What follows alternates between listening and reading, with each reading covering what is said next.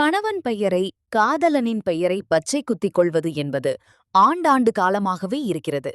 அதேபோல் ஆண்களுமே தனது காதலி மனைவி பெயரை பச்சை குத்திக் கொள்வார்கள்.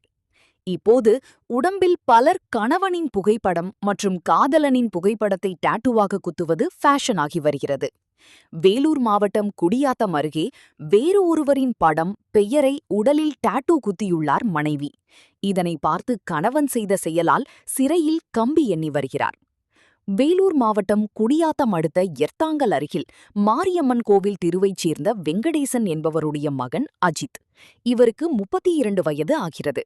அந்த பகுதியில் ஆட்டோ டிரைவராக பணியாற்றி வருகிறார். ஆந்திர மாநிலம் சித்தூர் மாவட்டம் பழமனேர் டிரைவர் காலனி பகுதியைச் சேர்ந்த ராமனின் மகள் பராசக்திக்கு 28 வயது ஆகிறது. இவர் குடியாத்தத்தை அடுத்த லிங்குன்றம் கிராமத்தில் உள்ள தனியார் ஷூ கம்பெனியில் ஊழியராக வேலை பார்த்து வந்தார். குடியாத்தம் அருகில் உள்ள ஒரு கிராமத்தில் உறவினர் வீட்டில் தங்கியிருந்தபோது பராசக்திக்கும் அஜித்துக்கும் காதல் ஏற்பட்டுள்ளது. இருவரும் 9 ஆண்டுகளுக்கு முன்பு காதல் திருமணம் செய்து கொண்டனர். இவர்களுக்கு ஒரு மகனும் 2 மகள்களும் உள்ளனர்.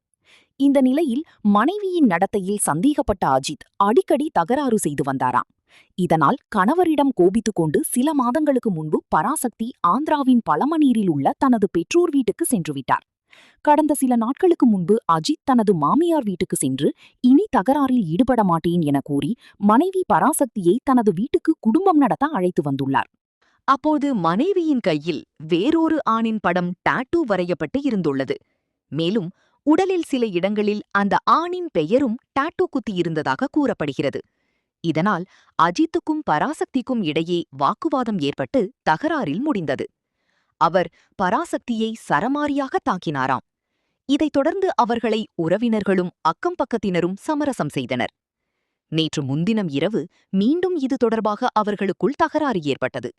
அப்போது அஜித் மனைவி பராசக்தியை சரமாரியாக தாக்கியுள்ளாராம். இதில் பலத்த காயம் ஏற்பட்டு மயங்கிய நிலையில் இருந்த அவரை அக்கம் பக்கத்தினர் மீட்டு சிகிச்சைக்காக குடியாத்தம் அரசு மருத்துவமனையில் சேர்த்தனர். தொடர்ந்து மேல் சிகிச்சைக்காக வேலூர் அடுக்கம்பாறை அரசு மருத்துவக் கல்லூரி மருத்துவமனையில் சேர்த்துள்ளனர்.